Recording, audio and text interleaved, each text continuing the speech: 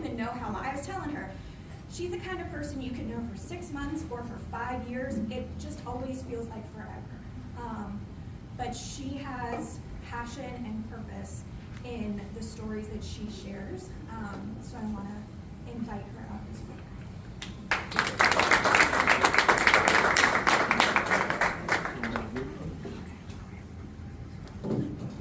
Good afternoon, everyone. My name is LaToya Calhoun. I am a wife by faith. I'm a mother. I'm a transformational speaker. And I am a life coach, and I teach people how to grow in the uncomfortable so they may become generational curse breakers. And I am so honored to be here today to speak on such a heavy topic. And I just want to first start off by saying that the heaviness of this topic may never get lighter. And I don't think that we should ever promise anyone such things that it can get lighter. But what you can do is get stronger with your community, with whoever it is that you believe as a high power. And that's how you get stronger, right? And then we can also help other people. I want to take a moment to just honor God and say thank you, Lord, for giving me this opportunity and blessing me with the gift of speech. And then I also want to just thank my parents for being here today. This is the first time for them seeing me speak on this topic. And my husband, because he is like, that's my best friend, y'all. And my sister made it out today, and I'm so grateful. So this is my first time actually speaking on it in front of my family and my friends that came too as well. So I just want to get started really quickly with a poem that I wrote from us victims and survivors. So I am a survivor, so why am I before you? I lost my sister a little bit over 20 years ago to domestic violence. Due to her husband that killed her, and I'll get more into that in a minute. And so I linked up with Stephanie. I was telling her the reason I linked up with her, it was about maybe 2 or 3 years ago, I started feeling heavy in my spirit. It was around July, which was the month that my sister was killed. And this book is called The Body Keeps the Score. And what that does is it's talking about how you may try to suppress what you have going on, but your body knows what happened no matter how long you try to suppress it, right? So I felt myself getting heavy and everything. And so my thing is, hey, I'm gonna fight back. I'm not that person. And fight back looks differently for everyone, right? But for me, what that meant was, let me reach out and see. I remember Hubbard House when my sister passed, reached out to us, and we went there to try to do some counseling, myself and my younger sister. And so I reached out to Hubbard House. I started looking on their website, trying to see what all they do. And I was like, maybe I can volunteer there. Then I seen they had a speakers bureau, and that's my gift. So I'm like, well, let me see what's going on. And so I reached out to Stephanie, and she has been amazing, phenomenal. She always reach out to me and say, hey, are you prepared for the speech? How are you feeling? And making sure that I'm okay. And always give me the hotline. And since then, I've spoken in tons of events in partnership with them. And so during that, one of those events was at Quigley House out in Clay County. They're the place, what Hubbard House do for here, Quigley House do it out there in Clay County. And so I wrote this poem here, and it's called From Us Victims and Survivors. Though the black eyes and broken bones healed long ago, the trauma of being in sexually abused or an abusive relationship still lingers. Women like me, we learn to hide the pain. We sneak our tears in during the rain. We've learned to laugh when there isn't anything funny, and how to be very attentive like, yes, honey, I can get that for you. And oh yeah, I can do that too. We've learned to conceal our bruises through makeup, jewelry, and clothing. And although I think the scariest of them all is distance. We hide from you. We hide because of the guilt and not knowing who to blame. Mostly, we hiding because the heaviness of the shame. It's hard to look at you and not see the pain and disappointment in your eyes. Your love and concern filtered through my insecurities all sound like lies. It's hard to know what love really is because he says he loves me before and after he leaves me, which leads me to be confused by your love. You see, he and I, when we're good, we're really good. But when we're bad, we're really bad.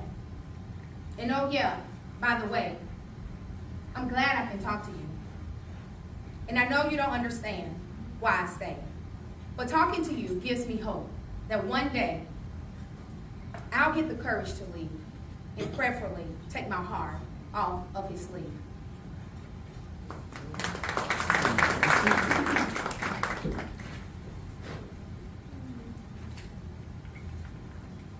Accept no one's definition of you. Define yourself. This is a part of a quote from Harvey Fierstein. I start with this quote because this is the quote, the last quote, that my sister, LaShonda Nicole Wilson, would write in her notebook as she was gathering the courage to leave her abusive husband. Never in a million years do I think that she believed that this would end and her relationship would end with death. LaShonda was the oldest of us 4 siblings. I was the third, and each of us had our own special bond with her. And honestly, there isn't one word that I would use to describe what she meant to me. A mother figure, a sister, a friend. I could share everything with her, and she gave me the best advice. My sisters and I were good kids, but LaShonda, she made sure that we were on the right track. And for the longest I can remember, we all called her Bumper. Everyone in my family did. She met the man who would later become her husband at the corner store in our Grand Park neighborhood one day. They dated for a few years and were married for a few years as well. It didn't start with fear for her. It was subtle. He would have her stay on the phone with him until she fell asleep. He would say things like, call me when you get up, leave, go, come back from wherever you're doing today. He would sit at her job while she worked. She thought, well, we all thought, that's cute. He care about your coming and going, girl. Now we know it was the start of how he would control her. If she missed the call, he met her with an attitude. And then the mental abuse. Before they would go out to eat, he would say things like, I'm going to get you fat. And ain't nobody going to want you but me. You're going to be the prettiest fat woman. Some days he would shower her with expensive gifts like money, jewelry, clothing, things she couldn't get for herself.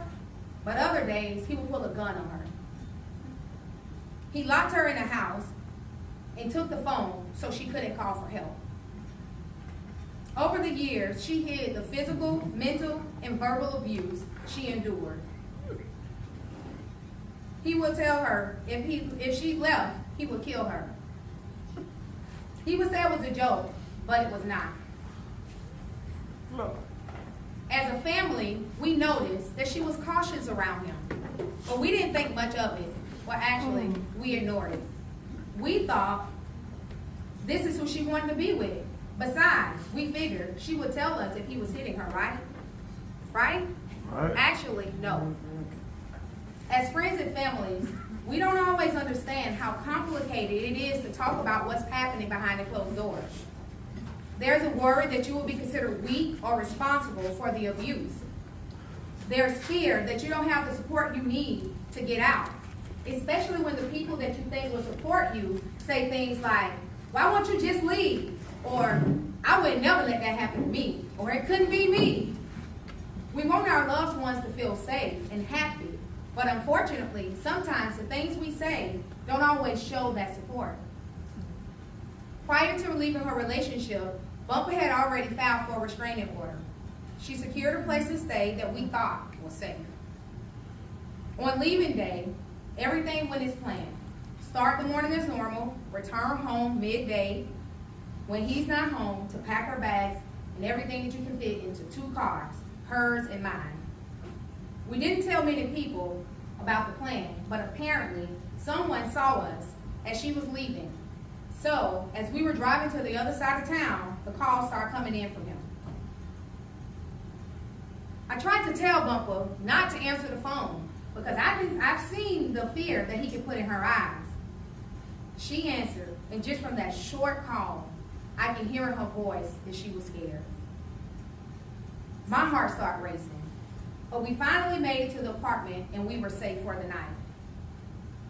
The next day, he went to everyone in the family's house, begging them to tell her to come home and for her to call him. Those next few days were scary. She would be looking over her shoulder everywhere she went. She wouldn't stay in the apartment alone. One day, he came over and he was beating on the door.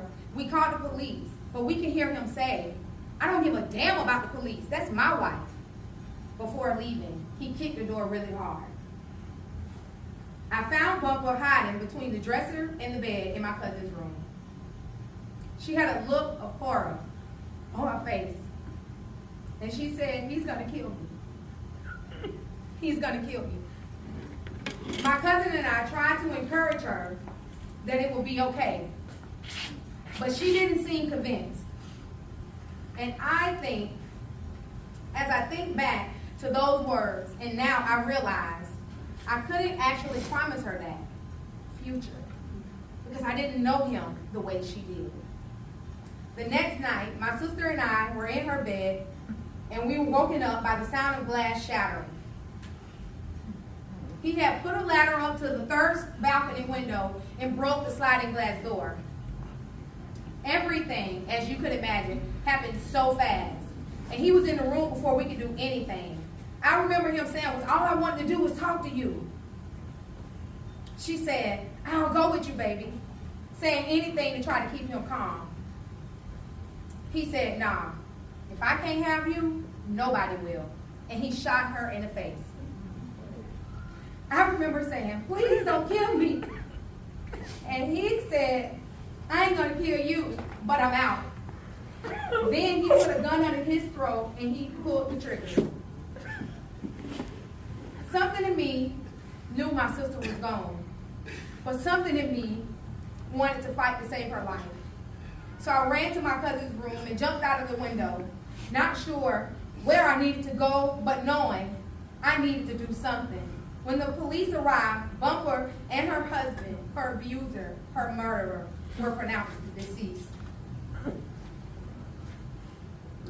I still can't believe that I lived through this. But my sister did not. She was just 21 when he took her life. And it's her story that I tell with the hope of encouraging anyone out there who needs the support to find it, to find the strength and help to lead. For any survivors that are listening, there are organizations like the Hooker House here to help you. And anyone else out there, be there for the survivors and offer support. Consider our reckless words on what it couldn't be you and why won't you just leave.